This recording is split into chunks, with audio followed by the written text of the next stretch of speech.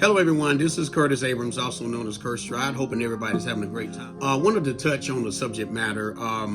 We all have to take care of ourselves, internally and physically, no matter what cases that you are going through in life.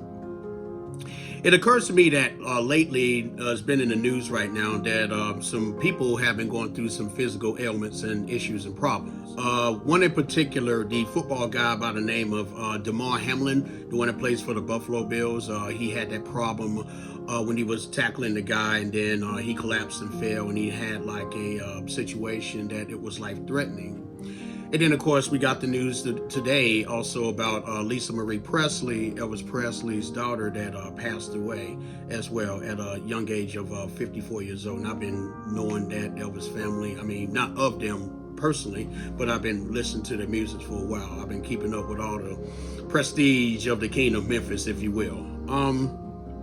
The reason I'm bringing these two names up is, you know, everybody well knows them, but they both had the same common problem and issues which affect most of us today, that we, you know, have to be prepared for something like this to occur with us. And that's the term of cardiac arrest. In the case of Mr. Heimlich, there were medical people out there that came on time and did what they have to do to perform the necessary arrangements to get him conditioned and ready to go to the hospital. And everything was well with him. God sent with that, and I'm glad that he's fine, and the family glad as well. Not so much with Lisa Marie Presley. Same situation. She collapsed, and they did certain methods with her, such as CPR and stuff, and it didn't work out for her, and she was 54. What I wanted to talk to you guys about particularly is, you know, I'm gonna be honest with you, saving a life is wonderful. We all just need to learn CPR, because pulmonary resuscitation, what CPR stands for, is something very important that we all need to learn and we all need to embrace because of the life-saving methods of messages that we have to come out with. I really, truly believe that we need to learn these things so that we can actually go out there and save a life. Because when it comes to something of that magnitude, something of that creative, magnified ways of life, nothing else matters. The game of football doesn't matter. The entertainment industry doesn't matter. Music doesn't matter. What matters right then and there in your mind is human life and conditions. Not only I'm a certified life coach and I work with stress management, which I want to get into in a minute, I'm also a CPR qualified personnel, so I know about how CPR works. I think everybody should get involved in some elements of what CPR is. Now, you don't want to get stressed out on a lot of things. You need to kind of calm down on things so that you can breathe in and breathe out a bit. I'm talking about arguments and fights and everything else. If you're going to be upset, or you're going to be fighting, or you're going to have some sort of confrontation, calm down, be cool, breathe a little bit. There's more I can tell you about stressing your way, but that heart can rate up a certain bit, and you don't want irregular heartbeats when it comes to something like this, okay? And like I said, you got to learn the techniques. Get these techniques done. The American Heart Association has classes for CPR and for first aid. Go ahead and take it. You can go online and take the class. It's 1 hour, you know what I mean? And you could be certified a CPR person for 2 years. Okay, I've been doing CPR certifications for quite some time. You know, I even know the Heimlich maneuver as well, when somebody gets the food trapped into the mouth. These life-saving techniques are very beneficial for you. I recommend you to try it out, okay? So what I want to talk to you about particularly is what, in case something like this happened, you know somebody that might go to a scenario like this, or in case something may happen that it becomes a dangerous situation that you may need to follow up on instead of just yelling for help, do these methods here as well, you know what I mean? First of all, call 911. When you know something out like this is happening, make sure someone calls 911. Lay that person down on the ground, okay? Lay it to a point so you can open up the airway, okay? Then try to check for breathing. See if the breathing is available. If the breathing is available, then go ahead and start the CPR methods. And what we're gonna do is do at least 15 to 30 chest compressions, okay? Somebody said that, think about it as, okay, it's 1 1,000, 2 1,000, 3 1,000. Have you ever heard the beat of the song "Staying Alive"? No, dun dun dun. That's the compressions that you want to use when it comes to of actually doing it on the person, so that you can hear some airway breathing, okay? Perform 2 of those rescue breaths. Open up the nose, put your mouth in, and breathe as heavy as you can in exhale-wise, not inhale-wise. And then check for a pulse, check for the breathing, see if it comes out.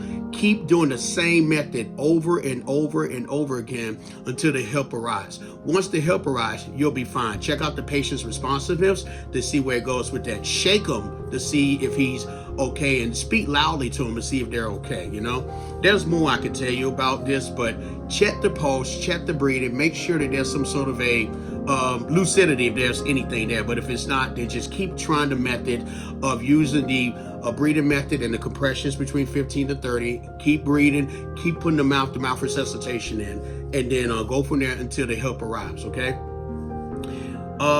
People sometimes get a little undistinguished or distinguished, or even a little confused on what is a heart attack and what is a cardiac arrest. Now, I'm here to tell you that a cardiac arrest is way worse than a heart attack because it's fatal within minutes. Now, they say 70 to 90% of people outside of a hospital can die before reaching to a hospital anyway.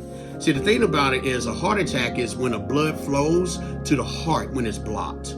Okay, it gets blocked. Now, the cardiac arrest is when the heart malfunctions and suddenly stops breathing. As a circulation problem comes in. Now, I was also told, because mental health comes into the play with this as well, and this is where the effects of anxiety comes in. Rapid heart rate reaches at an all-time level when you go through stress problems, you're mad at somebody, even in a football game, you might tackle because you're hyper. Well, what happens is the normal heart functions increase the risk of certain cardiac arrest if it's a rapid heart rate. It can interfere with the heart functions. So that's where it comes with that. It's like that the motions of where the heart comes in, it kind of stops a little bit, you know what I mean? And what you need is to try to get that shock of that heart back in. And that's where the defibrillator comes in. The defibrillator is a device, it's an apparatus used to restore the heart. Try to make that electrical shock goes back to the heart. So when you go to a local, probably swimming pool area or some gym area, you'll see one on the wall somewhere, like a defibrillator right there, okay? When you see it and you see somebody in a panic position, try that method as well as the CPR. All these methods can help out real well in terms of the conditions on what the person maintains and what you can do to have your maintainability and sustainability to keep this thing going, because now you're talking about a matter of life and death. And the last thing we need to have is somebody's expiration date or passing in our conscious right now where we tried our best. There are some people we know that didn't go through cardiac arrest, and there are some people we know that survived through cardiac arrest, such as Mr. Devon Hamlin. So basically, this is just a quick message of saying, learn these courses. It's great for you. It's wonderful because, not only the life can save, you can be your own, but at the same time, you can save someone else's life, and now the life could be prolonged and forgiven. Now, on top of that, make sure you're healthy. Make sure you are mentally prepared for things in life, because it can happen to you. And like I said, anxiety, alluded to earlier, can contribute to things such as a rapid heartbeat, whether you are doing some sports recognition in terms of intense training, maybe at the weightlifting or maybe running, whatever physical capabilities you may have. Something is going to make that heart go up and down so fast. But just be calm, be cool. Take a deep breath when you get through running. Stop a minute, put your head above your heart. I even wrote that in my Curtstride book about putting your head over your heart like this, so that the heart rate can come down a bit and the blood functions can come in normalcy. So basically, it's all about the heart rhythm, people. It's about what the heart's electrical system is working correctly. If it's not working correctly, then the cardiac arrest will come into play. No, I'm not a doctor. I'm not no therapist or anything, but I just know about CPR to the fullest. I am certified there, okay? So, again, if you want to take classes on that, go to the American Heart Association's website, and they'll show you how to do it. It is not a problem. You can get that done real quickly. And all I got to say, one more thing, is just keep yourself together. Keep your heart rate together. Be safe, be calm, eat the right foods, work out at times. Don't let the stress get to you, because usually the cardiac arrest is a rapidation and a trepidation of the heart going so fast over things that are irregular when it comes to heartbeats. We all have them, but don't be alarmed. It may be a regular thing, but just calm down on certain elements. And, like I said, get the certification and don't let the stress bother you, okay? My prayers are for Mr. Heimlich and his family, and my sincere prayers are for the Presley family. Lisa Marie, I could blow on her, well, do her lifetime in terms of what I saw on the television and the news and everything. And Elvis Presley, he's the man of Memphis, Tennessee. So, Curtstride going out, take care of yourself. If you know anybody that wants to get involved into things such as CPR and first aid classes, that'll be great. They teach us Heimlich maneuvers, they teach first aid, what to do, defibrillators like I was saying, and probably swimming techniques in terms of if you want to save somebody through the waters or through mountains or everything else. They have those courses, okay? And just be careful out there in the world, people. It is already crazy as it is. We don't want to go through any more insurmountable odds of any, deplorable situations. That's going to be kind of tragic and sad. So you guys be safe out there. You take care of yourself, and you know how to reach me. God bless you, and be safe and be warm out there, okay? Save a life. It's the most important thing you can have. When it comes to everything else that you have in the world, nothing will be more important and more magnificent and more astounding than to help somebody get their life together, okay? You just need to be prepared when it comes, okay? Take care and God bless, and have a wonderful, wonderful day.